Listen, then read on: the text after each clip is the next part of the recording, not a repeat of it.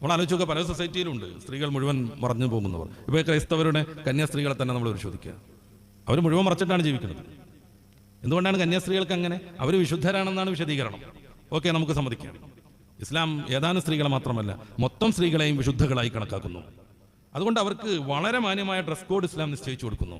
വിശുദ്ധകളാകയാൽ കന്യാസ്ത്രീകൾക്ക് dress പൂർണ്ണമായും ധരിക്കേണ്ടി വരുന്നുവെങ്കിൽ ആ dress തലയിൽ നിന്നൊന്ന് എടുത്താൽ പരീക്ഷയ്ക്ക് പ്രവേശിക്കാം എന്ന് നിയമം വരുമ്പോൾ ആ ഡ്രസ്സ് മാറ്റൽ ഒരിക്കലും സാധ്യമല്ല, പരീക്ഷ മുടങ്ങിയാലും കുഴപ്പമില്ല എന്ന് വിചാരിക്കാൻ മാത്രം തീവ്രമാണ് അവരുടെ ഡ്രസ് കോഡെങ്കിൽ എല്ലാ സ്ത്രീകളെയും വിശുദ്ധരായി കണക്കാക്കുന്ന, വിശുദ്ധകളായി കണക്കാക്കുന്ന പരിശുദ്ധ ഇസ്ലാമിനെ സംബന്ധിച്ചിടത്തോളം എല്ലാ സ്ത്രീയും തലമറച്ചിരിക്കണം.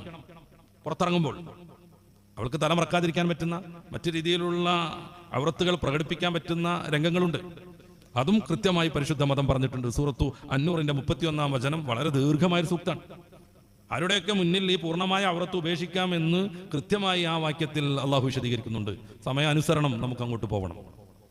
വിശുദ്ധകളായി പെണ്ണുങ്ങളെ മൊത്തം കാണുന്ന പരിശുദ്ധ ഇസ്ലാമിന് അവരെ മുഴുവൻ മൂടിയിട്ട് തന്നെ സംരക്ഷിക്കണം എന്ന നിയമം, അത് ഇസ്ലാം പറയുമ്പോൾ ആകെ മൊത്തം ഒരു വിവാദമാക്കിയിട്ട് മാറ്റുന്നത് എന്തിന്റെ പേരിലാണെങ്കിലും അനുവദിക്കാൻ കഴിയില്ല. ഇത് മതസൗഹാർദ്ദത്തിന്റെ നാടാണ്, മതസ്വാതന്ത്ര്യത്തിന്റെ നാടാണ്.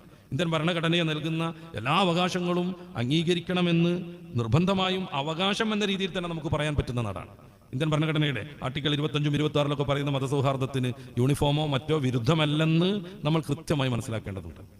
ഈ തലമറക്കുന്ന വിഷയത്തിലാണ് ഈ പുതിയ വിവാദങ്ങളൊക്കെ ഉണ്ടായത്. നമ്മൾ ഈ വിവാദം സൃഷ്ടിച്ച ആളുകളുടെ മതഗ്രന്ഥങ്ങളൊന്ന് പരിശോധിച്ചാൽ എങ്ങനെ ഉണ്ടാവും? പുതിയ നിയമം ബൈബിളിലെ 1 കൊരിന്തോസ് 11-ാം അധ്യായത്തിൽ നിന്ന് നമുക്ക് വായിക്കാം. അതിന്റെ 5-6 വചനങ്ങൾ. ശിരസ് മൂടാതെ പ്രാർത്ഥിക്കുകയോ പ്രവചിക്കുകയോ ചെയ്യുന്ന ഏതൊരു സ്ത്രീയും തന്റെ ശിരസിനെ അപമാനിക്കുന്നു. അവളുടെ തല മുണ്ഡനം ചെയ്യുന്നതിന് തുല്യമാണത്. സ്ത്രീ ശിരോവസ്ത്രം ഉപയോഗിക്കുന്നില്ലെങ്കിൽ മുടി മുറിച്ചു കളയട്ടെ. മുടി മുറിക്കുന്നതും തല ക്ഷൗരം ചെയ്യുന്നതും അവൾക്ക് ലജ്ജാകരമെങ്കിൽ ശിരോവസ്ത്രം ധരിക്കട്ടെ. ഇതാണ് ബൈബിൾ. ഇത് ഏതെങ്കിലും കന്യാസ്ത്രീകളെ കുറിച്ചല്ല ബൈബിൾ പറയുന്നത്.